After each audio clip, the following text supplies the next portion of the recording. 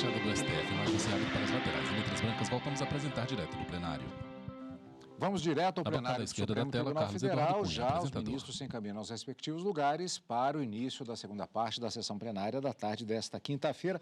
Continuação do julgamento das ADIs 7066, 7070 e 7078. Podemos sentar? Ao vivo, direto do plenário. Retomo o julgamento das ADIs 7066, 7070, 7078, da relatoria do ministro Alexandre de Moraes, que está acompanhando a sessão por videoconferência nesse momento. E, dando início às sustentações orais, chamo a tribuna para falar pela requerente Associação Brasileira da Indústria de Máquinas e Equipamentos, ABMAC, o doutor Saul Tourinho. Na pauta do julgamento conjunto, ADI 7070, ADI 7066 e ADI 7078. Senhor presidente, na pessoa de Vossa Excelência, cumprimento toda esta Suprema Corte. Os fatos são coisas teimosas.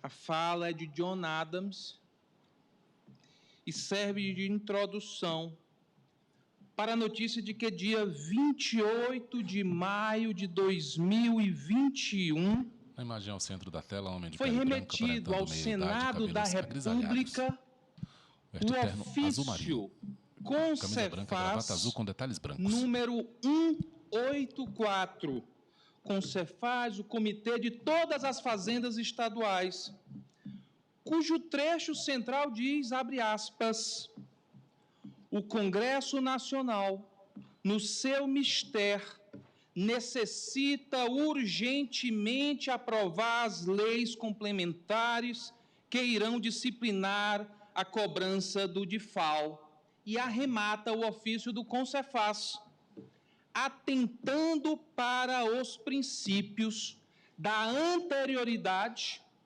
e da noventena. Isso está nos autos. Esse é um fato teimoso. As fazendas sabiam da aplicação indeclinável de ambas as anterioridades e noticiaram isso ao Senado. Vamos a fevereiro de 2021. Neste plenário do Supremo Tribunal Federal, há deliberação sobre a ADI 5469 e o tema 1093, que veiculou o que ficou conhecido como tema DIFAL 1.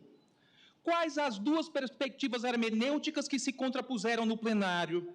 A primeira do ministro Alexandre de Moraes, que compreendia o tema como tratando meramente de repartição de receitas, uma destinação do produto da arrecadação, portanto, demandante de obrigações meramente acessórias, daí não haver necessidade de lei complementar.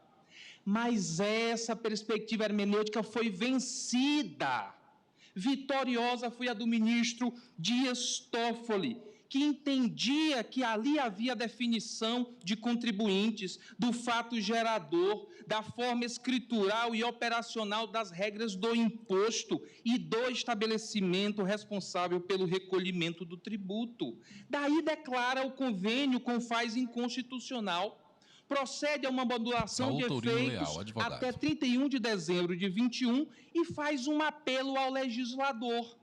O legislador responde positivamente, estabelece um diálogo institucional e nasce o PLP 32 de 2021, que veicula no seu artigo 3º a necessidade de observância da anterioridade, fazendo menção à linha constitucional da anterioridade nonagesimal, mas cuja redação só faz sentido se lida em conjunto com a linha B, a anterioridade de exercício.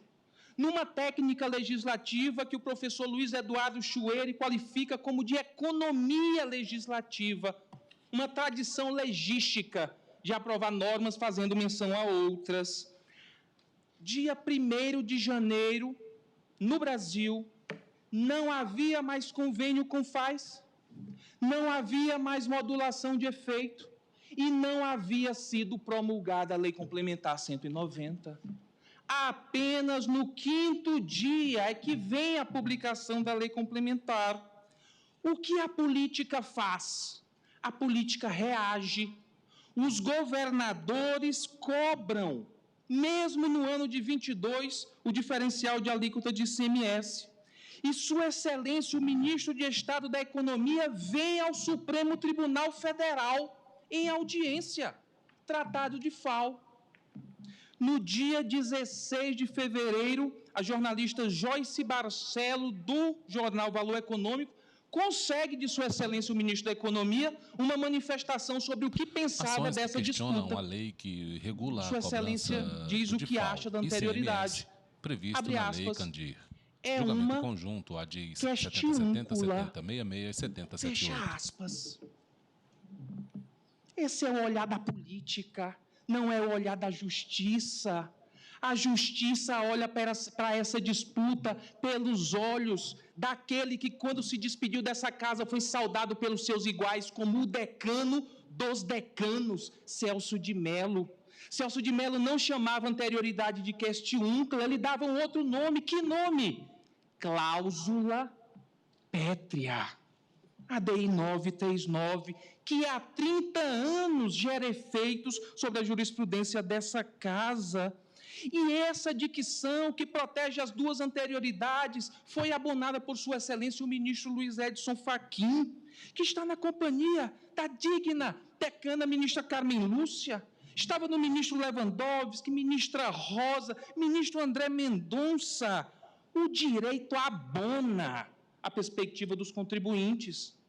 Mas, senhor presidente, senhora ministra, senhores ministros, de tanto sofrer com argumentos consequencialistas, dessa vez nós viemos prontos para o debate consequencialista também. Isso porque as fazendas estaduais chegarão aqui e dirão: muito cuidado com o impacto no orçamento público.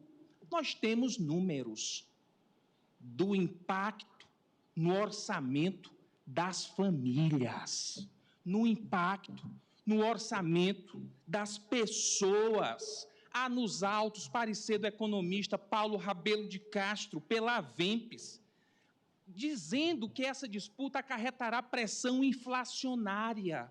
Pressão inflacionária majoritariamente sobre qual setor?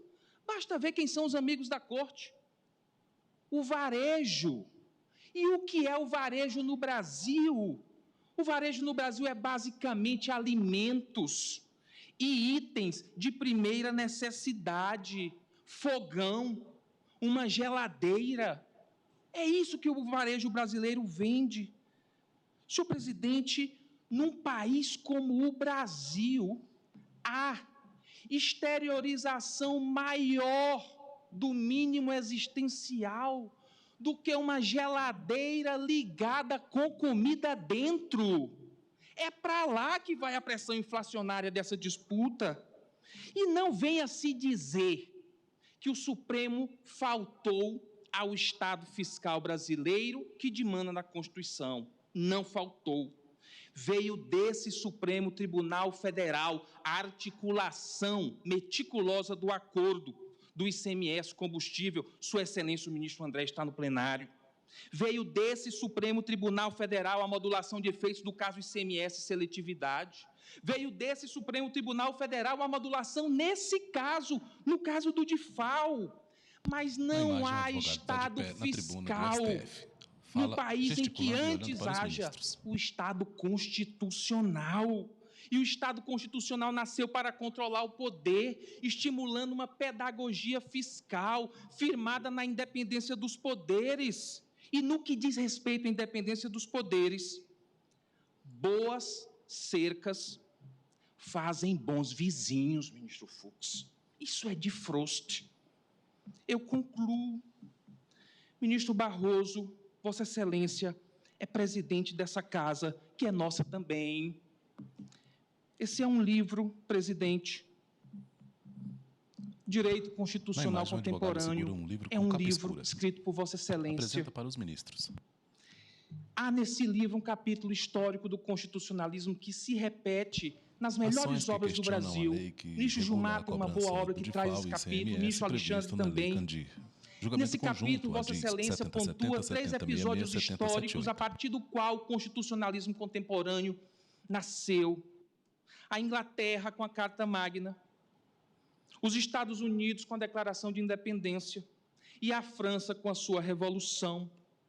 Senhores ministros, senhora ministra, não haveria Carta Magna não fosse o espírito de bravura dos contribuintes que confrontaram João Sem Terra em nome da vedação do confisco. Não haveria Declaração de Independência se os colonos não tivessem arremessado ao mar os sacos de chá pedindo participação popular na tributação. Não haveria Revolução Francesa sem os populares pedindo uma tributação menos regressiva numa França empobrecida. Os contribuintes deram tudo ao constitucionalismo. Como pode estarem numa tão lamentável condição, vindo à Suprema Corte para convencer os governadores de que no Brasil não é possível instituir tributo no ano e cobrar no mesmo ano? Isso tem graves externalidades no comércio. São cobranças inconstitucionais. Cada liminar que é proferida no judiciário independente em socorro dos contribuintes, no dia seguinte os governadores estão nos tribunais de justiça pedindo suspensões dessas liminares e conseguem a deferência pelos presidentes dos tribunais.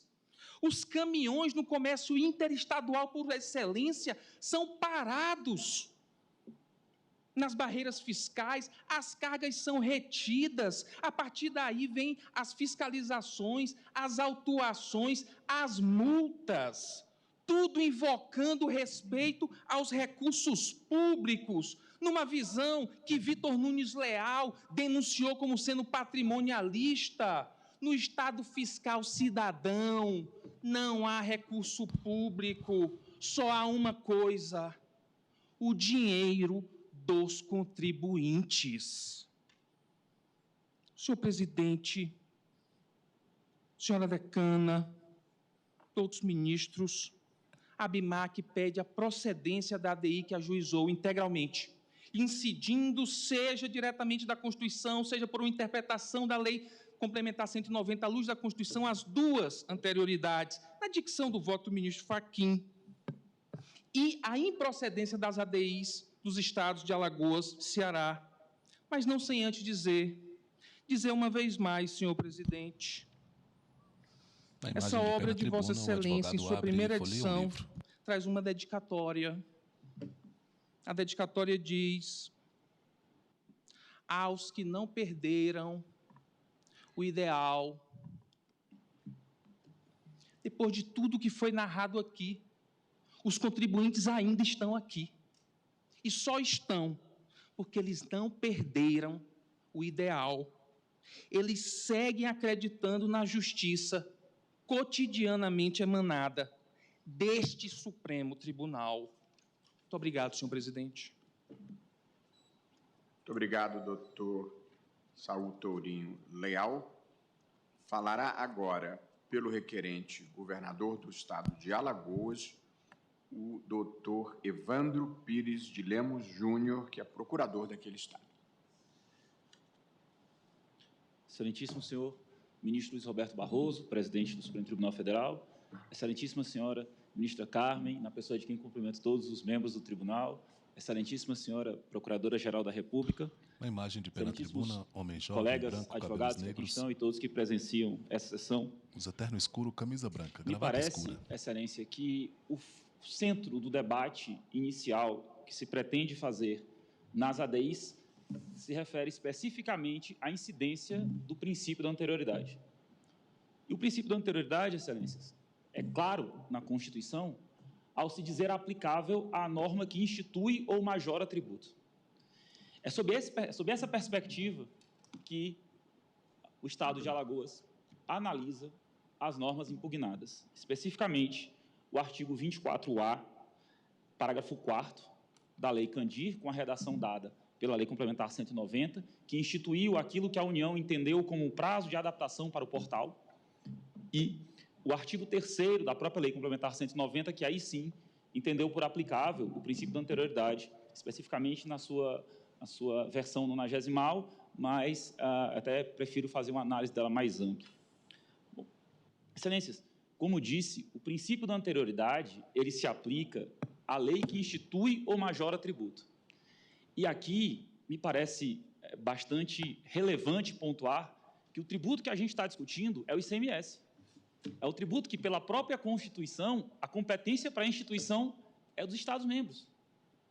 Não há nenhuma modalidade de lei federal conjunto, que possa ADI instituir 70, o ICMS. ADI 70, 66 e ADI A Constituição 70, Federal, 78. no artigo 155, inciso 2, atribuiu de maneira cristalina a competência para os Estados-membros para instituir ICMS. E aí, Excelências, então, cabe a pergunta, então, para que serve, então, a Lei Complementar 190? A Lei Complementar 190, ela vem seguindo a jurisprudência dessa Corte, lá no enunciado 1093, como uma condição para a cobrança está de pé na tribuna. do diferencial de alíquota. Duas mulheres e ela não é sentado a lei federal, do não é um requisito para a instituição do tributo. E aí, essa percepção da função da Lei Complementar 190 nos parece tão clara a ponto de caber uma indagação. Imagine a situação de algum Estado da Federação que não tenha, por lei própria, instituído o diferencial de alíquota. Ele poderia fazer a cobrança com base na Lei Complementar 190? Se tivesse a Lei Complementar 190 instituído o tributo, parece que a resposta seria afirmativa. Contudo, dado que a União, como disse mais cedo, não tem competência para instituir ICMS, não parece adequado se cogitar que um Estado que não tenha instituído por lei própria o diferencial de alíquota de ICMS possa cobrar com base na lei federal. E só para ilustrar a instituição do diferencial de alíquota do DIFAL, o Estado de Alagoas instituiu o DIFAL por meio da Lei 7.734, de setembro de 2015. O Estado do Ceará instituiu o DIFAL por meio da Lei 15.863, de outubro de 2015. O Rio Grande do Sul também instituiu, no âmbito da sua legislação, em dezembro de 2015. O Distrito Federal instituiu o DIFAL por meio da Lei 5.546, também de outubro de 2015. Os Estados da Federação, então, cuidaram de, diante da previsão constitucional da emenda 85, instituir o tributo que lhes que é da sua competência. Não foi a União que instituiu o DIFAL pela Lei Complementar 190. Se não foi a União que instituiu, e o princípio da anterioridade se aplica nessa primeira hipótese, à lei que institui o tributo, não parece adequado se cogitar que uma lei que não instituiu o tributo, ou a uma lei que não institui o tributo, se aplique uma limitação constitucional que versa sobre a lei que institui tributo. É até contrassensual se cogitar isso. Mas existe uma outra possibilidade de instituição, de aplicação do princípio da anterioridade. É a lei que majora o tributo. E, no mesmo caminho, não parece que a Lei Complementar 190 tenha qualquer disposição que possa ser interpretada como uma majoração na tributação decorrente do ICMS. Quem fala é Evandro Pires. Não há nenhum dispositivo que implique, seja na majoração direta, seja na atribuição de um ônus adicional ao contribuinte em decorrência do diferencial de alíquota do ICMS. O que há, na verdade, é um dispositivo que tem uma garantia ao contribuinte. Garantia que já havia, decorrente da norma constitucional, sim, que é a não cumulação e a possibilidade de compensação. Mas essa garantia agora está expressa e está expressa de modo completo. A lei assegura ao contribuinte a compensação integral do valor que ele tenha recolhido nas operações anteriores às operações posteriores. E o faz na forma como é qualquer compensação. As compensações no direito civil, e não poderia ser diferente do direito tributário, porque o CTN não permite que a norma tributária altere a extensão, o alcance, os conceitos do direito privado. Então, como ocorre a compensação no direito privado? Duas partes possuem relações em que, e aí digo eu, em sinais trocados. Na primeira relação, A é credor de B. Na segunda relação, A é devedor de B, essas operações se compensam. Assim funciona a compensação. Como funciona a compensação, então, em matéria tributária? Um contribuinte recolhe um tributo realizando uma operação perante uma fazenda pública e, ao realizar um novo fato gerador, torna-se devedor do tributo, do mesmo tributo. Então, essas operações se compensam perante a mesma fazenda pública. Assim era e assim tem que ser, senão não é a compensação. Só há compensação, como disse, quando nós temos relações em sinais trocados. Eu não posso compensar uma dívida que tenho com A com um débito que tenho com B. O contribuinte não pode compensar um crédito que ele tem com a Fazenda Pública do Distrito Federal com um débito que ele tem com a Fazenda Pública de Alagoas. Porque, nesse caso, não há compensação. As partes são diferentes da relação. Então, parece também que, nessa hipótese, mesmo essa norma não traz nenhum gravame para o contribuinte. Não estabelece nenhuma situação mais gravosa ou não estabelece nenhuma situação de majoração do tributo. Excelências, o que para nós é bastante preocupante no que se refere à possibilidade de da incidência dos princípios da anterioridade na cobrança do DIFAL é a instituição de uma das maiores injustiças tributárias que se pode ter notícia. Injustiça tributária contra os estados menos favorecidos. Injustiça tributária contra contribuintes de menor potencial econômico. Imagina, então, a situação do país que o colega que aqui me antecedeu, que falou sobre o peso no preço da geladeira. Imaginem uma mesma pessoa que compre 2 geladeiras. As duas compras pela internet. Só que uma delas ele compra de um comerciante local, lá em Alagoas, na cidade vizinha. A outra compra ele faz de um grande comerciante, localizado num grande centro, fora do estado de Alagoas.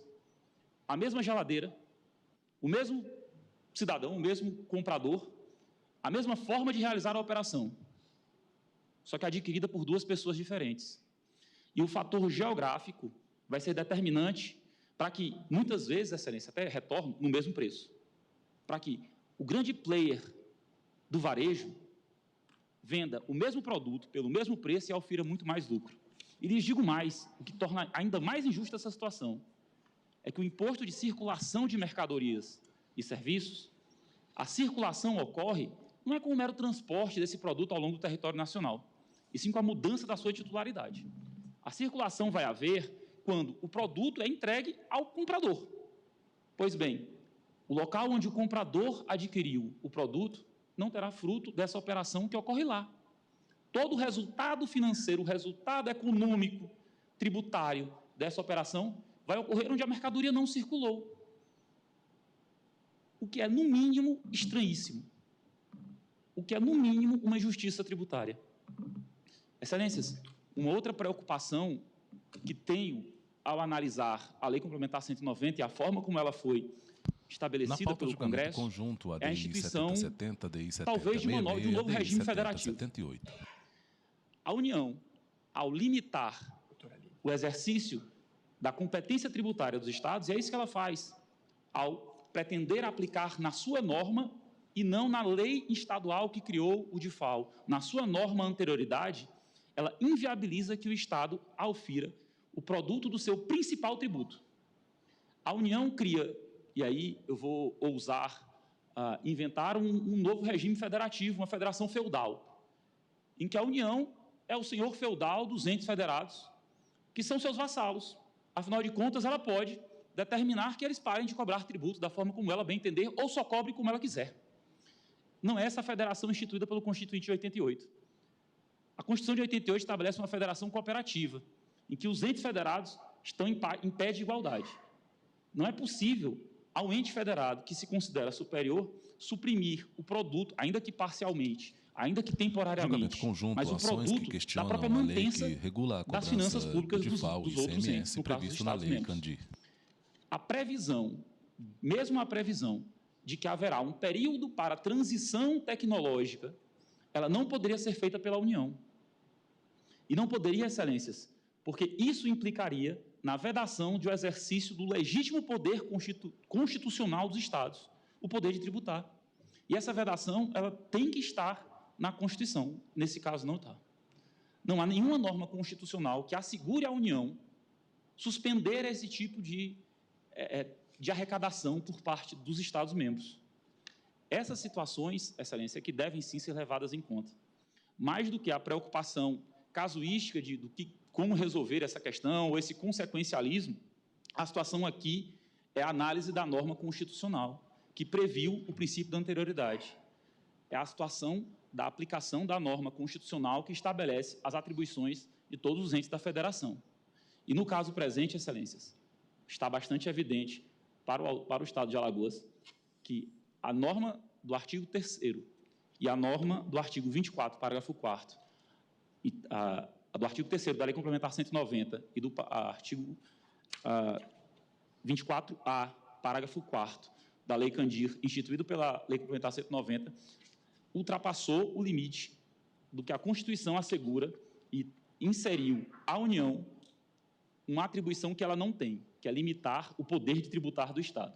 E é por isso que o Estado de Alagoas pugna pelo reconhecimento da inconstitucionalidade nos termos da petição inicial. Muito obrigado, excelências. Muito obrigado, doutor Evandro Pires de Lemos Júnior. Falará agora pelo último requerente, Luiz Roberto Barroso, governador presidente do STF do Ceará, o doutor Vicente Martins Prata Braga, que é procurador do Estado do Ceará e presidente da Associação Nacional dos Procuradores de Estado. Vossa Senhoria tem a palavra. Boa tarde, excelentíssimo senhor ministro-presidente dessa Corte, Luiz Roberto Barroso. Boa tarde, excelentíssima senhora ministra Carmen Lúcia, decana desta Corte, juntamente com o ministro Gilmar Mendes, que nos acompanha virtualmente. Excelentíssima senhora Procuradora-Geral da República em Exercício, doutora Eliseta, colegas servidores, colegas advogados. A missão que nos traz essa tribuna no dia de hoje é falar um pouco da ADI 7078, no qual o Estado do Ceará busca a inconstitucionalidade, a declaração da inconstitucionalidade do artigo 3º da Lei Complementar 190 de 2022. A Lei Complementar 190 de 2022, ela veio trazer normas gerais no que diz respeito ao diferencial de alíquota do ICMS.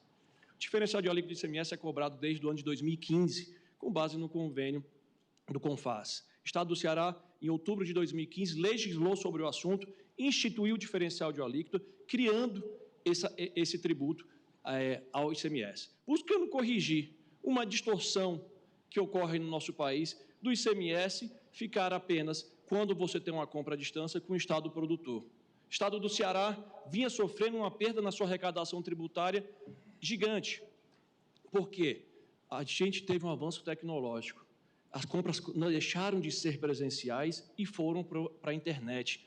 Antes era telefone e depois foram para a internet. Com essas compras à distância, o consumidor deixava toda a arrecadação tributária no estado de origem. E o Estado produtor e o Estado destinatário da mercadoria ficava a ver navios. Não fazia jus a nenhum real daquela arrecadação tributária, por mais que lá tivesse sido produzida a riqueza com fruto do trabalho daquele contribuinte que estava adquirindo a mercadoria. O convênio CONFAS veio corrigir essa distorção. Essa egrégia corte, quando do julgamento do RE 1.287.019 aqui do DF, firmou o tema 1094, também do julgamento da DI 5469, firmou o tema 1094 e 1093. E ficou decidido por esta egrégia corte que, no tema 1094, as leis estaduais ou do Distrito Federais editadas após a Emenda Constitucional 87 de 2015, que prevê um ICMS correspondente ao diferencial de alíquotas das operações ou prestações interestaduais com o consumidor final, não contribuinte do imposto, são válidas, mas não produzem efeitos enquanto não for editada a lei complementar dispondo sobre o assunto. O Supremo entendeu que as legislações são válidas, mesmo editadas antes da lei complementar que ia editar as normas gerais.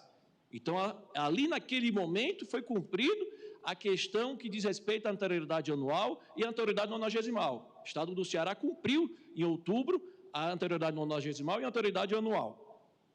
Agora, em 2021, com a sanção em 2022, 5 de janeiro de 2022, da Lei Complementar 190 de 2022, o Estado do Ceará pôde, com base no tema da repercussão geral 1093 e 1094, poder voltar a cobrar o diferencial de alíquota, cumprindo o que consta no artigo 24, que alterou a Lei Candir, que pede um tempo de 3 meses, o primeiro dia útil do terceiro mês subsequente à criação do portal, que o Estado do Ceará poderia, os Estados da Federação poderiam começar a cobrar o novo diferencial de alíquota supostamente criado, como tentam trazer essa corte, pela lei complementar, quando ele foi criado, editado pelas leis estaduais e não pela lei federal, como já muito bem disse o colega representante do Estado de Alagoas. A União não cria tributo estadual. Excelências, o ponto que pega, é importante a gente trazer essa tribuna, a questão do artigo 3º, que ele determina a obediência ao princípio da anterioridade nonagesimal pelos estados para cobrarem o diferencial de alíquota. A legislação infraconstitucional não pode dizer ou excetuar aquilo que aplica ou não um princípio constitucional. A Constituição tem eficácia plena quando ela determina, como muito bem dito pelo representante dos contribuintes, quando ela diz que no artigo 150, que deve se cumprir a anterioridade nonagesimal e a anterioridade anual, ela especifica. Ali tem eficácia plena. Legislação ordinária, extraordinária, complementar, não precisa especificar e descer a esses detalhes. Ela não pode nem obrigar e nem excetuar, porque a Constituição por si só já basta. Se a legislação complementar, ao afirmar que deveria existir essa obediência ao princípio nonagesimal, o Estado do Ceará veio a esse Supremo buscar esse reconhecimento, a declaração da inconstitucionalidade. A anterioridade nonagesimal e a anterioridade anual, ela visa resguardar um princípio maior, que é uma das bases do Estado Democrático de Direito, que é a nossa segurança jurídica. É permitir que ninguém seja surpreendido pela criação de um novo tributo da noite para o dia. O ICMS de FAO foi cobrado em todos os dias do ano de 2021. Ele foi cobrado de 2015 no estado do Ceará até o ano de 2021. Apenas naquele período, como muito bem exposto pelo ministro Alexandre de Moraes, que é no período de adaptação tecnológica que ele ficou sem ser cobrado. Então, não houve violação da não surpresa. Não houve uma inovação trazendo um novo tributo. Houve apenas, pela lei complementar, uma forma de correção de uma injustiça fiscal que prevalecia no Estado brasileiro, que eram os estados mais pobres mandando receita para os estados mais ricos, que era o Estado do Ceará perdendo anos a anos sua arrecadação tributária. Foi isso que a legislação buscou corrigir. Então, ela buscou uma nova repartição da receita tributária. Como dito pelo nosso colega de Alagoas, o contribuinte, quando ele compra presencialmente, ele vai pagar uma carga tributária cheia, mas quando ele compra remotamente, quando ele compra à distância, ele paga uma carga tributária menor, e essa carga tributária pode representar até 14% da operação, dependendo da alíquota interestadual. 14%. Aí que a gente pode falar verdadeiramente de uma injustiça fiscal. Porque o comércio local, o comércio regional não irá se sustentar, porque a compra à distância terá um desconto que eles não terão no presencial. E olha que a venda, a operação que se dá para aqueles que podem falar pela rede de varejo, a operação presencial ela é muito mais onerosa do que a operação à distância. E como vai se sustentar um comerciante do estado do Ceará que tem a sua loja apenas lá no centro da cidade, como é que ele vai disputar com as grandes operadoras, com as grandes distribuidoras, que já consegue, via de regra, praticar um preço menos elevado? E como ele vai sustentar se ele tiver uma carga tributária mais elevada ainda? É isso que o Estado do Ceará busca corrigir, essa distorção, essa injustiça fiscal, que aqui a gente pode falar de injustiça fiscal. Em momento algum foi majorado, foi criado tributo novo. Foi apenas feita uma nova repartição de receita, buscando se corrigir uma injustiça tributária, uma injustiça fiscal com aqueles estados mais carentes, com aqueles estados mais pobres da federação. Foi isso que se buscou. Evitar que aquela receita produzida no estado do Ceará fosse 100% consumida pelo estado produtor da mercadoria e não o produtor daquela receita de onde o trabalhador faz o seu consumo, de onde o trabalhador tira o seu sustento. É isso que a gente buscou, é isso que se buscou corrigir com a criação do DIFAL. Excelências, não irei mais me alongar aqui da tribuna, certo? Já dou adiantada a hora. Agradeço muito a compreensão e o tempo disponível por esta Igreja Corte. O Estado do Ceará pugna pela procedência da ação declaratória de inconstitucionalidade 7078. Muito obrigado. Muito obrigado, doutor Vicente Braga.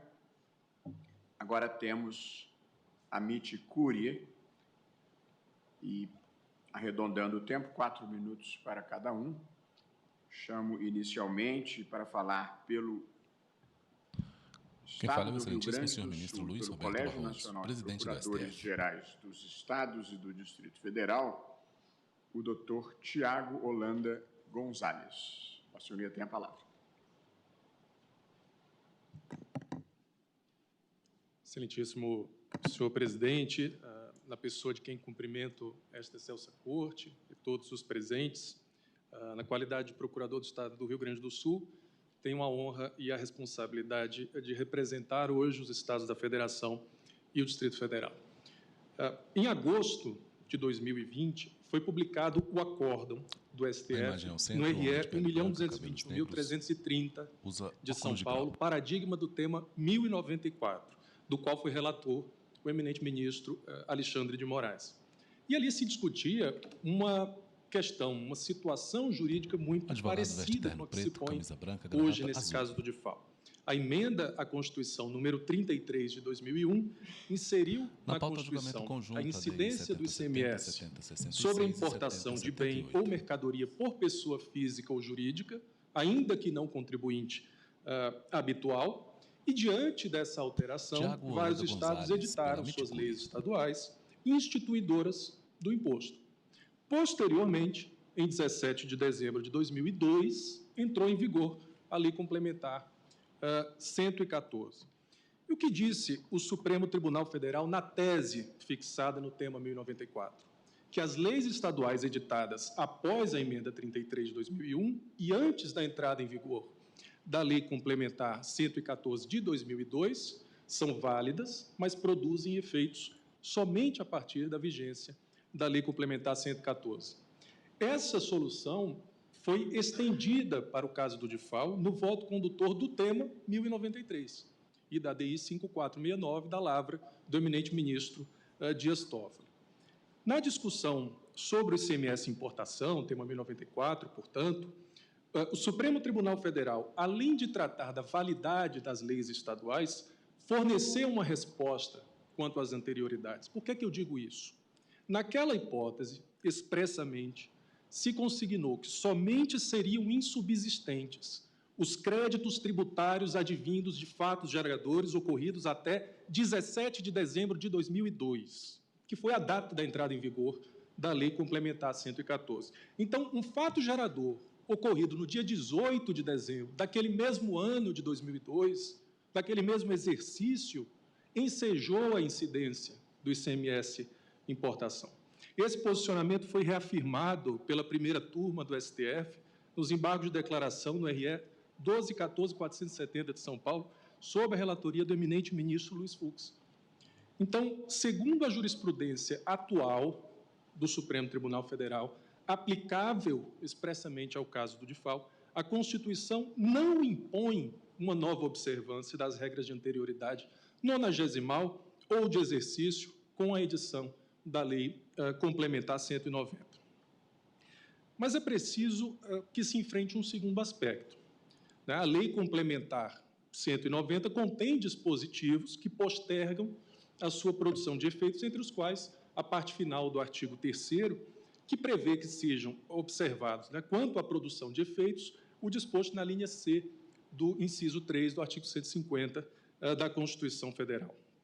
Excelências, em relação às regras de anterioridade, a Constituição identifica a necessidade de proteger a segurança jurídica e de evitar que o contribuinte seja surpreendido com a instituição de um novo imposto ou com sua majoração. E sabendo que limita poder de tributar, essencial para o financiamento do Estado, e, em última análise, para a promoção de direitos fundamentais, o texto constitucional prevê as regras da anterioridade com parâmetros bem definidos, que não podem ser estendidos pelo legislador infraconstitucional. A função atribuída ao legislador complementar em matéria de ICMS é de estabelecer normas gerais. Nesse caso, o Congresso Nacional foi além. Ele pretendeu arrastar a regra da anterioridade 90º, diga-se, para um campo de incidência que não lhe é próprio.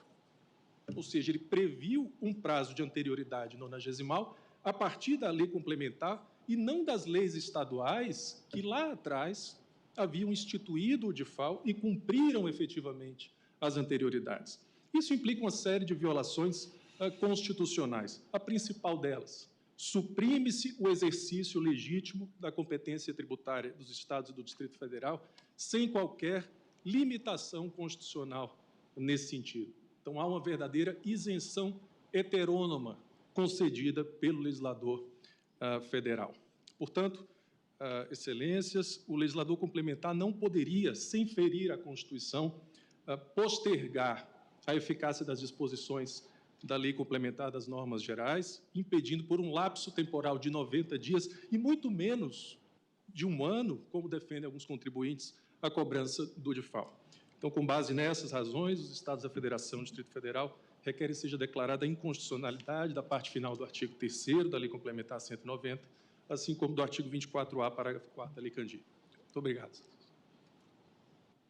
Muito obrigado, doutor Tiago Holanda Gonzalez. Falará agora, pelo Amicus Curiae, Associação Mineira de Supermercados, o doutor João Paulo Fanucchi de Almeida Melo. Vossa Senhoria tem a palavra pelo prazo de 4 minutos. Excelentíssimo senhor presidente, ministro Luiz Roberto Barroso, ministra Carmen Lúcia, professora da nossa PUC Minas, onde também tenho o prazer de lecionar, senhores ministros, Procuradora-Geral da República em exercício, serventuários da Justiça, advogados e advogados, boa tarde. Minha intervenção nessa tarde pela Associação Mineira de Supermercados do Estado de Minas Gerais. Pauta julgamento conjunto, ADI vem 70, a 70, trazer ADI 70, 66 e ADI 70, 78. A argumentação da AMES é no sentido de que a cobrança exercida já no ano de 2022 tem sustentação jurídica. E, portanto, 3 argumentos que eu gostaria de destacar, dentre vários que foram pincelados, que poderiam ser trazidos aqui à tona. A AMES, para que todos tenham conhecimento, a AMES ela tem como seus associados cerca de 350 mil empregados de empregos diretos, sem contar nos indiretos do Estado de Minas Gerais. O faturamento das empresas associadas são de 63 bilhões de reais no ano de 2021. E os representados da AMES se sentiram lesados no sentido de que, se porventura for aplicada a ideia ou a perspectiva da ação direta de inconstitucionalidade para que a cobrança do ICMS de FAO só tenha vez no ano de 2023. O primeiro argumento, ele está diretamente voltado na ideia de livre concorrência. Tal como foi dito aqui pelos antecessores, não só os pequenos comerciantes do Alagoas e do Ceará se sentiram lesados, mas os supermercados também. Pauta julgamento conjunto. Enquanto ações o vinho que é vendido pela internet regula a cobrança do com a alíquota reduzida, previsto na Lei Candir. O vinho vendido no supermercado, ele tinha a alíquota cheia. E isso desencadeia, senhores ministros, num outro raciocínio também de ordem constitucional forte, que é a violação do princípio da uniformidade. O que se sente no Estado de Minas Gerais, ministros, é de que, a depender da origem do produto, da mercadoria, a alíquota do ICMS final é menor. É a que nós temos que praticar, ela é maior. Inclusive, há cerca de 3 semanas atrás, esse Supremo Tribunal Federal, na ação direta de constitucionalidade 53 e 63, declarou inconstitucional a lei do Estado de Minas Gerais que previa o tratamento diferenciado em razão ou nas hipóteses de produtos produzidos naquele Estado. Viola a uniformidade. Então, o primeiro argumento ele está diretamente entrelaçado na perspectiva violação à livre concorrência, sentimos também, e são grandes empresas também que se sentiram lesadas e que se sentem lesadas. E a questão e o princípio na uniformidade do texto constitucional. O segundo argumento, ele está diretamente entrelaçado no que está textual no texto constitucional, nos seguintes termos: as anterioridades do exercício financeiro e a 90ª, elas se aplicam para as leis que instituem o tributo.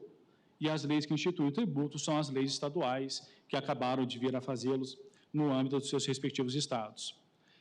Não bastasse a literalidade do texto constitucional, é também importante trazer a ideia do princípio que se tem por detrás, axiologicamente se falando, que é, quando digo anterioridades, eu digo não surpresa.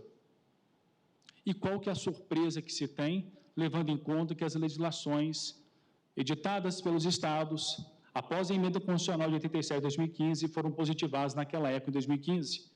Então, não só a letra fria do texto constitucional, que remete à anterioridade tão somente para as leis que instituem, mas também o caráter axiológico por detrás, que nós estudamos nos manuais de direito tributário, nos cursos de direito tributário.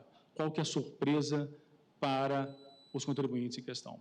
Esses são os argumentos, então, mais fortes, além daquele inerente, senhor presidente, se me permite 10 segundos, que é o tema 1094, que deve ser aplicado por analogia aqui nesse caso, exatamente por motivos determinantes, merece transcender para cá, exatamente num raciocínio de ordem constitucional, no sentido de que exatamente porque a validade da lei, após a lei complementar, a validade das leis estaduais teriam vez. Então, nesse sentido, se for levar a sério os precedentes também, aplicaria esse precedente do tema 1094 e conduziria, portanto, a ideia da constitucionalidade da cobrança de 2023. Muito obrigado. Obrigado, doutor João Paulo Faruque de Almeida Melo. Agora falará pelo Amicus Curiae, Associação Brasileira das Empresas de Tecnologia da Informação e Comunicação, Brascom, o doutor Marciano Seabra de Godoy. Excelentíssimos senhor ministro relator, senhor ministro presidente, ministros dessa corte, prezada ministra Carmen Lúcia, prezada procuradora-geral em exercício, demais presentes à sessão. Num processo com tantos amit curiae, cada um deve procurar trazer o tema sob novas luzes e ângulos, é o que eu procurarei fazer. Se Vossas Excelências repararem bem, verão que as ações dos Estados não se dirigem exatamente contra o artigo 3º da Lei Complementar 190 de 2021, na pauta do julgamento conjunto, a DIS em função de que esse artigo, na verdade, reafirma o que a Constituição diz, que novas relações jurídicas de incidência do ICMS devem respeitar a anterioridade mista. O que explica, na verdade, a propositora dessas ações é que a tramitação legislativa da lei complementar demorou mais do que se esperava. O Supremo decide o tema 1093 aqui em abril de 21. O Senado começa a votar a lei e, em agosto de 21, remete à Câmara o projeto de lei. Tivesse a Câmara terminado o processo legislativo e o presidente sancionado e publicado a lei, por exemplo, ministra Carmen Lúcia, até setembro, esse artigo 3º, que está sendo questionado aqui, determinaria que os efeitos da lei começariam em 1º de janeiro de 22, o que está em total acordo com o que os Estados querem. Tivesse a lei, a sua tramitação legislativa terminada, por exemplo, até 31 de dezembro, o artigo 3º, que é aqui questionado, determinaria que os efeitos da lei começariam em março e, provavelmente, também nós não teríamos aqui as discordâncias. Acontece que a lei teve uma tramitação mais demorada e só veio a ser publicada no dia 5 de janeiro. E há duas situações na história recente do direito tributário brasileiro, trazidas aqui ao Supremo, em que ocorreu exatamente isso. Me refiro à emenda constitucional 10 de 96 e à emenda constitucional 17 de 97, os senhores vão lembrar. O Fundo Social de Emergência terminou a sua primeira versão em 31 de dezembro de 95. A União enviou uma PEC para o Congresso Nacional em agosto de 95 para que ela fosse aprovada até dezembro. Não houvesse solução de continuidade e a cobrança dos tributos do Fundo Social pudesse acontecer. Acontece que a tramitação legislativa atrasou, a emenda foi publicada somente em março de 96 e a União, tal como os Estados fazem agora, quis aplicar desde o mês de janeiro, alegando que efetivamente haveria muitas perdas econômicas. O que o Supremo Tribunal fez? Constatou a solução de continuidade entre o término em 31 de dezembro de 95, do Fundo Social de Emergência, e a emenda, que era de março de 96, e disse, há que se aplicar a anterioridade. Nós não temos que começar a ter acesso a argumentos de fundo, do tipo de se economicamente, se há distorções econômicas, o Supremo tem que aplicar a Constituição. Em 97, acontece a mesma coisa. O Fundo Social de Emergência termina em 30 de junho de 97. O governo federal havia mandado uma PEC em março para tentar aprovar a emenda até 30 de junho. E, novamente, o prazo é estendido, a tramitação atrasa, e isso só foi feito em novembro de 97.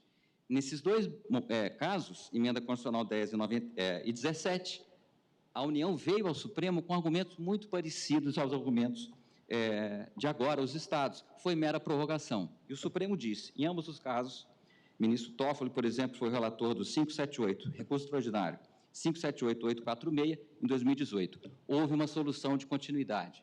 Houve o término e depois começou um outro termo, sem que, no caso foi uma emenda constitucional, aqui uma lei complementar.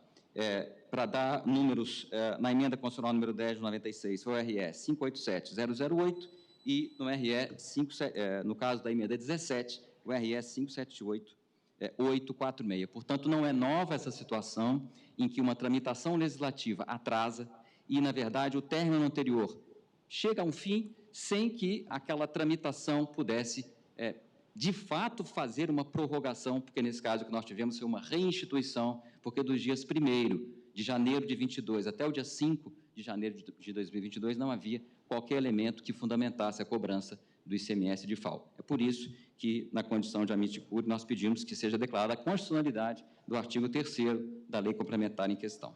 Muito obrigado. Obrigado, doutor Marciano. Como vota, falará agora pelo amicus curiae Confederação Nacional da Indústria, CNI, o doutor Pedro Henrique Braz Siqueira. A senhoria tem a palavra.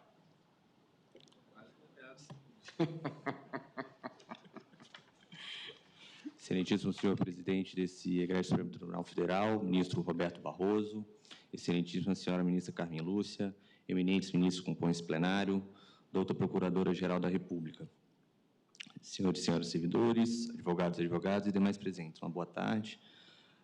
A Confederação Nacional da Indústria sobe a tribuna hoje, excelências, para trazer 2 pontos, e rapidamente, dado o abreviar do tempo e o adiantar da hora. O primeiro deles, excelência, até para deixar um panorama um pouco mais claro, a questão, quando surgiu e foi levada ao âmbito da Confederação Nacional da Indústria, essa questão relacionada à parte concorrencial e aos efeitos concorrenciais decorrentes da cobrança ou não cobrança do DIFAL foram levados em consideração, excelência. Isso foi discutido. E de norte a sul do país e de leste a oeste do país, todas as entidades e associações e federações ouvidas entenderam que, nessa hipótese, a anterioridade anual deveria ser prestigiada. E não é por outro motivo que a Confederação Nacional da Indústria está aqui e adere a todo o posicionamento que foi esposado à tribuna e consta dos autos por parte do requerente da ADI 7066. O segundo ponto, excelências, que nós gostaríamos de deixar sentado aqui é o seguinte. Foi trazido o contexto da nova relação jurídica que foi declarada na ADI e no tema 1093 da Repercussão Geral, os requerentes, representando aqui os estados, das ADI 7070 e 7078, indicaram pontualmente a defesa do tema 1094, mas é curioso que não se trouxe dessa tribuna nada relacionado ao tema 171, que é mencionado em ambos. Foi um tema que se discutiu ICMS, foi um tema que tratava de não existência de lei complementar e que, apesar de constar expressa previsão no Código de Processo Civil à época para firmação de tese, esse é um caso que não teve tese propriamente firmada, na parte final da ementa, no julgamento desse tema, que é o RE 439796, de relatoria do ministro Joaquim Barbosa, foi indicado critérios para aferição de eventualmente se tratar, nessas hipóteses que não há lei complementar tratando da matéria de ICMS, e o Supremo é chamado a determinar se vai haver ou não a observância do que existia à época, se um contexto de lei complementar vigente. É categórico, e eu peço licença para ler. A tributação somente será admissível se também respeitadas as regras da anterioridade e da anterioridade. Peço até licença para ler nos exatos termos e para fazer aqui um comentário. Trata-se, por óbvio, da anterioridade de exercício e da anterioridade nonagesimal. Não há espaço para outra interpretação, excelências. E é isso que a Confederação Nacional da Indústria tem aqui para dizer.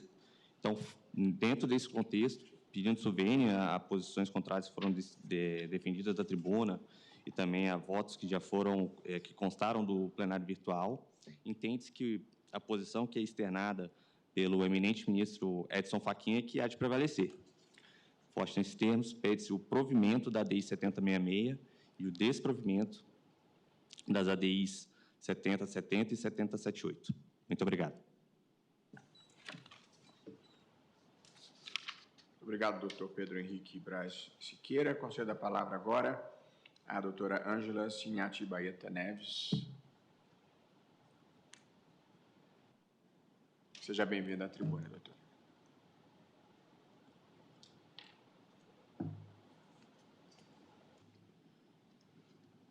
Excelentíssimo senhor ministro-presidente, eminente ministro relator que nos ouve virtualmente, excelentíssima senhora ministra Carmen Lúcia, demais ministros que compõem essa corte, excelentíssima senhora procuradora-geral da República interina.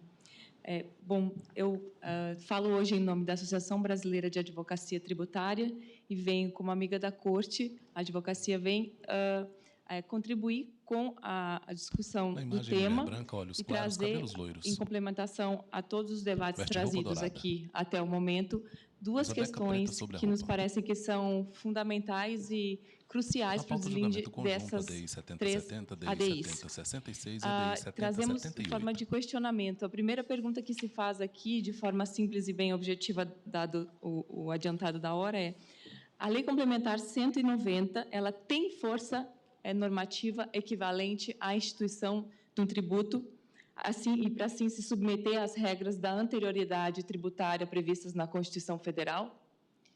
Esse Supremo Tribunal Federal, ele já decidiu, Vossas Excelências decidiram, quando do julgamento, sim, da ADI 5469 e do RE 1287019, em maio de 2021, que o poder constituinte derivado reformador, ao promulgar a Emenda Constitucional 87, criou, sim, uma nova relação jurídico-tributária entre o contribuinte e o Estado de destino da mercadoria. E a tese fixada no tema 1093 deixa claro, quando diz que a cobrança do diferencial de alíquota alusiva ao ICMS, conforme introduzido pela Emenda Constitucional 87, pressupõe a edição de lei complementar veiculando normas gerais. O que significa, Excelências, que somente com a edição dessa lei complementar é que haveria a instituição propriamente do tributo, podendo, aí sim, ser exigido aos contribuintes, já que a lei complementar é o pressuposto de eficácia das normas estaduais. E o Congresso, portanto, editou a Lei Complementar 190 e instituiu as regras gerais para essa nova relação jurídico-tributária. Instituiu novos ônus fiscais, novas obrigações tributárias, principais e acessórias, ou seja, instituiu, de fato, um novo tributo. E aí, o chamado diferencial de alíquota de ICMS. E aqui eu já passo para a segunda reflexão, que é a respeito do artigo 3º da Lei Complementar 190. Em instituindo esse novo tributo, essa nova relação jurídico-tributária, haveria necessidade de inclusão do artigo 3º na Lei Complementar? Quando a Constituição é clara, no artigo 150, inciso 3, alíneas B e C, que exige, é vedada a instituição de novo tributo no mesmo exercício financeiro antes da noventena e antes do exercício financeiro do ano que foi publicada essa lei, nos parece que esse artigo 3º, Excelência, sequer ele haveria necessidade de existir nessa lei complementar. Mas o Congresso Nacional foi além, e ele, ainda assim, fez questão de mencionar sobre a necessidade de observância das regras da anterioridade tributária, ao fazer incluir no artigo 3º, quanto aos efeitos, o disposto na linha C do inciso 3º do artigo 150 da Constituição. E essa menção à linha C, ela evidencia, e ainda que não fosse necessário, no nosso entender, a submissão da produção dos efeitos da lei das anterioridades à anterioridade de exercício e nonagesimal, já que faz questão faz menção à linha B, a linha C faz menção à linha B, ou seja, ambas as alíneas são indissociáveis. E aqui, para concluir, Excelências, eu só quero trazer, por amor ao debate, ainda que a edição dessa lei complementar não caracterizasse nova relação jurídica tributária, o que nós não acreditamos que seja, ainda assim o Poder Legislativo, no legítimo exercício do seu poder legiferante, quis aplicar à Lei Complementar 190 os princípios da anterioridade nonagesimal e de exercício. Caso contrário, poderia o Poder Constituinte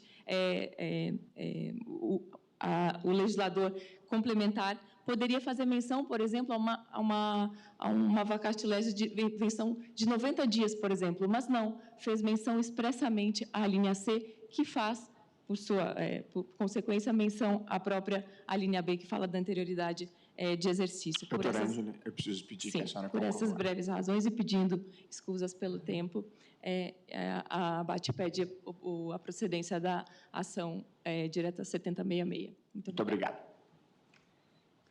Chama a tribuna o doutor Bruno Henrique Coutinho de Aguiar, que falará pelo Sindicato da Indústria de Produtos Farmacêuticos, Sindusfarma. Pois bem, muito boa tarde, excelentíssimo senhor ministro-presidente dessa Suprema Corte, Luiz Roberto Barroso. Muito boa tarde, excelentíssima senhora decana dessa casa, Carmen Lúcia, excelentíssimos senhores ministros, integrantes dessa corte, André Mendonça, Luiz Fux, Toffoli, Edson Fachin, todos os demais, a nossa ilustre, excelentíssima senhora representante da Procuradoria-Geral da República e todos os demais servidores, colegas advogados e advogadas aqui presentes. Agradeço a atenção dispensada ao Sindicato da Indústria dos Produtos Farmacêuticos, Sindusfarma, entidade representativa do setor de saúde brasileiro há 90 anos, fundada por Cândido Fontoura. É interessante isso. E o Sindusfarma, acreditem, ele busca proteger com unhas e dentes, com todas as suas forças, o interesse do paciente, usuário do setor de saúde brasileiro. O Sindusfarma foi importantíssimo na época da pandemia, é importantíssimo para a saúde pública e prestigia, sempre que possível, os interesses do setor de saúde. E o Sindusfarma se viu surpreso quando a Lei Complementar 190, ao trazer expressamente a disposição a respeito da observância do princípio da anterioridade tributária, viu que esse preceito foi simplesmente ignorado pelos Estados brasileiros. Devo aqui fazer uma ressalva de que lei complementar não é lei federal em sentido estrito. Lei complementar, ela provém da Casa do Povo, a Câmara dos Deputados, e da Casa dos Estados brasileiros, o Senado Federal. É uma lei de cunho nacional e que, dentro do ordenamento constitucional, tem um aspecto diferente de uma lei federal em sentido estrito. E a lei complementar pode, sim, e tem, sim, competência para poder disciplinar essa questão do momento da cobrança do ICMS pelos Estados brasileiros, que devem se submeter, sim, à lei complementar. Não é uma lei federal. Devo também aqui salientar que, naquele julgamento do Supremo sobre a Lei Complementar 114, estávamos diante de uma situação completamente diferente dessa. Nós estávamos ali diante de uma emenda que se seguiu de leis estaduais, que logo em seguida se seguiu da Lei Complementar. Aqui estamos diante de um cenário diverso. Aqui nós estamos diante de uma emenda de 2015, que se seguiu de um convênio com o FAS, que se seguiu de leis estaduais que, 7 anos depois, foram julgadas inconstitucionais por essa Suprema Corte. Entendo que convênio arrasta a inconstitucionalidade de todas essas leis estaduais. O Supremo teve a cautela de modular o seu julgamento e dando tempo para que a lei complementar disciplinasse a questão a partir do dia 1º de janeiro de 2022. Infelizmente, o processo legislativo não se seguiu da forma esperada e apenas no dia 5 de janeiro de 2022 foi publicada a lei complementar. Ora, o direito não socorre aos que dormem. Dia 1º de janeiro de 2023, infelizmente, é a data correta para vigência e aplicação dessa lei complementar. Dia 1º, 2, 3 e 4 de janeiro, não tínhamos no ordenamento jurídico nenhum lastro para as leis estaduais que pretendiam exigir o ICMS. Logo, a única conclusão que podemos alcançar é da absoluta inconstitucionalidade das leis estaduais no que tange à exigência do ICMS de FAO no ano de 2022. Não há dúvida de que há argumentos mais do que suficientes para lastrear esse requerimento, dessa demanda, razão pela qual concluo a minha sustentação oral, agradecendo a atenção de cada um dos excelentíssimos e excelentíssimas senhoras e senhoras, ministros e ministra do Supremo Tribunal Federal. Uma boa tarde e bom julgamento. Muito obrigado. Chamo agora para a última exposição como amicus curiae o Instituto para Desenvolvimento do Varejo, a doutora Ariane Costa Guimarães. Ministro Luiz Roberto Barroso, presidente do STF. Excelentíssimo senhor ministro-presidente, excelentíssimo senhor ministro-relator, excelentíssimo senhora ministra Carmen Lúcia, ministro Luiz Fux, ministro Fachin, ministro Toffoli, ministro André Mendonça. Bom, falo em nome do Instituto para o Desenvolvimento do Varejo e a contribuição aqui nesta sentada é de duas ordens, de ordem política e de ordem econômica. A primeira, relativa à ordem política, diz respeito à preocupação que o Instituto para o Desenvolvimento do Varejo tem em relação ao exercício do poder de tributar pelos Estados. E, para começar a defesa desse ponto, eu gostaria de fazer o registro de uma premissa que já foi referenciada por aqueles que me antecederam, que é a importância da lei complementar dentro do ordenamento jurídico no que tange ao estabelecimento de diretrizes gerais sobre a aplicação do ICMS, sobre as leis estaduais que disciplinem o ICMS. Essa lei complementar ela tem uma função de estabelecer unicidade e harmonia ao sistema, evitando que conflitos sobre a interpretação dos signos que vão orientar a tributação pelo ICMS possam ser distorcidos pelos Estados. Eu digo isso porque, além de tudo, é necessário que essa lei complementar seja válida e seja eficaz. E aqui é muito importante registrar esses dois atributos em relação à lei complementar que está sendo questionada no contexto desse plenário do Supremo Tribunal Federal. É muito importante também, excelências, fazer um retrato do contexto mais amplo da busca pelo ICMS diferencial de alíquota nos estados de destino. É importante relembrar que, em 2011, houve o primeiro movimento dos estados nesse sentido, com a edição do Protocolo 21. Naquela oportunidade, este protocolo ele foi desafiado via ação direta de inconstitucionalidade, e aqui no Supremo Tribunal Federal foi reconhecida duas questões muito importantes. Sim, a justiça da medida pretendida pelos estados de destino para arrecadar parte do ICMS devido pelos contribuintes, na medida em que isso era uma medida de justiça, de distribuição de recursos entre os entes, mas também que isso não poderia ser feito à revelia da Constituição, que apenas permitia a cobrança do ICMS nos estados de origem. Foi, então, editada e promulgada a Emenda Constitucional 87, em 2015, que permitiu que os estados de destino cobrassem o ICMS no destino. Os estados se anteciparam à edição da lei complementar e editaram um convênio, o Convênio 93, apreciado também sob o viés da sua constitucionalidade no contexto do Supremo Tribunal Federal em 2021.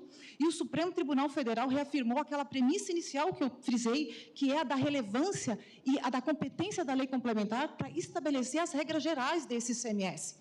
E tanto assim foi que o Congresso Nacional, logo na sequência, como também aqueles que me antecederam manifestaram e reiteraram, o Congresso Nacional começou a discussão de quais seriam as diretrizes gerais do ICMS, e muitas dessas diretrizes, excelências, divergiram do que os estados estabeleceram no Convênio 93. Tanto que, como nós fizemos chegar aos gabinetes de vossas excelências, nós fizemos até um mapa, né, dos estados brasileiros, e cada estado legislou de um modo. Uns editaram leis ainda em 2021, outros ajustaram suas leis em 2022, e alguns estados não fizeram nada. Tudo para tentar acomodar o que dizia a Lei Complementar 190 em relação às suas legislações. Eu digo tudo isso, excelência, porque esse contexto é muito importante para que o Supremo Tribunal Federal continue a ser implacável na proteção do rito litúrgico que os estados devem observar ao exercerem o seu poder de tributar.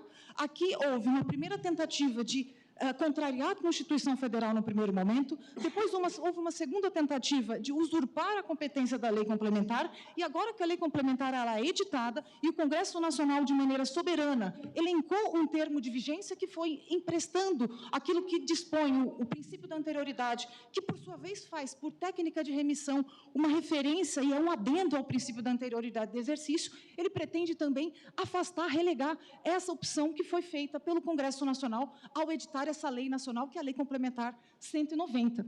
E digo isso porque, Excelências, a observância do rito litúrgico é também uma manifestação de democracia. Ainda que os derrotados sejam, que tenham a perda em relação à pretensão dentro do debate público, eles precisam aceitar aquilo que foi apresentado de maneira legítima, principalmente aqui quando se fala do termo de vigência. E o segundo ponto de natureza econômica, Excelências, é que nós estamos aqui diante de um contexto em que ações foram propostas, liminares foram deferidas, e falo especificamente em nome do varejo, o varejo não transferiu este encargo tributário aos consumidores finais. Então, portanto, aqui nós estamos falando de um tributo indireto, cujo repasse econômico do tributo que se pretende aqui fazer prevalecer não foi repassado ao consumidor final. Então, portanto, aqui há uma violação ao princípio da neutralidade, um princípio de ordem econômica que orienta a tributação sobre o consumo. Portanto, eu gostaria de requerer a esse colégio do Supremo Tribunal Federal que preserve o prazo, o termo de vigência estabelecido pelo legislador complementar na Lei Complementar 190. Muito obrigada. Obrigado, doutora Ariane. E agora falará, agora sim, por último, eu havia pulado, pelo amicus curiae Confederação das Associações Comerciais e Empresariais do Brasil, o doutor Augusto Pinto Berti. Excelentíssimo presidente Barroso, excelentíssimos ministros e excelentíssimo procurador-geral da República em exercício, a CACB, na qualidade de amicus curiae, vem trazer 3 pontos para contribuir com o entendimento da Corte, pelo qual entende que a anterioridade anual deve ser aplicada ao presente caso. O primeiro deles é: o princípio da anterioridade ele é aplicável à lei complementar que institui normas gerais. Esse é, de fato, o entendimento desse colégio do Tribunal Supremo Federal, que entende que o princípio da anterioridade é aplicável não apenas à lei estadual, mas também à lei complementar e à emenda constitucional. Esse foi o entendimento adotado, por exemplo, no julgamento da medida cautelar na ADI 2325, em que se discutia a constitucionalidade da Lei Complementar 102/2000, que alterou por si a Lei Complementar 87/96, a Lei Candir. E, havendo sido publicada em 12 de junho de 2000, previa sua vigência no mês subsequente, afastando, então, a anterioridade anual e a 90º. O entendimento do Supremo Tribunal Federal foi que deveria ser respeitado ambas as anterioridades. O segundo ponto é que, no presente caso, nós não estamos diante de uma mera nova sistemática de divisão do imposto. De fato, a Emenda Constitucional 87 de 2015, ela alterou o artigo 155 da Constituição Federal, que disciplina justamente a competência dos Estados do Distrito Federal para instituir o imposto. Para constatar esse fato, basta verificar que o Estado de destino não tinha, anteriormente, competência para cobrar o ICMS nessas operações e, com o advento da emenda constitucional, passou a ser competente para instituir essa cobrança.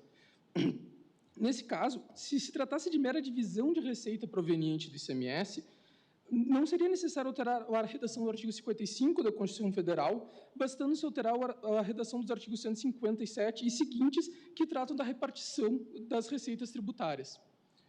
E, por fim, buscando ser o mais breve possível, ministro presidente, o terceiro ponto que se traz aqui é que nós não estamos diante de uma mera prorrogação da cobrança do DIFAL.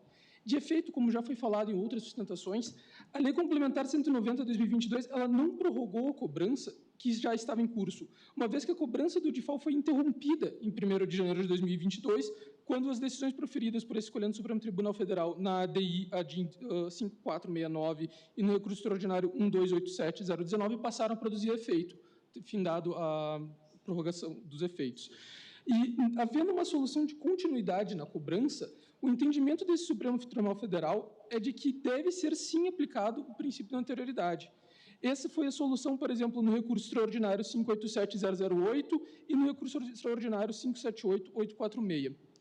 Assim, tendo exposto o mais breve possível meus argumentos, a requerente pede que seja dado integral provimento à ação direta de constitucionalidade 7066, sendo aplicado a anterioridade anual, presente caso, ou, quando muito, seja mantida a constitucionalidade do artigo 3º da Lei Complementar 190 de 2022.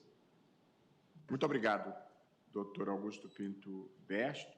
E, com isso, nós concluímos as sustentações orais das ações diretas de inconstitucionalidade 7066, 7070, 7078, a relatoria do ministro Alexandre de Moraes, todas elas versando sobre o tema do DIFAL. Nós vamos retomar, vou suspender a sessão, e nós vamos retomar. Ao centro da mesa, em formato da letra U, invertida, o excelentíssimo senhor ministro Luiz Roberto Barroso, ministro presidente do STF. De Moraes. Nada mais havendo, eu agradecendo a presença de todos, a contribuição dos advogados, declaro encerrada a sessão.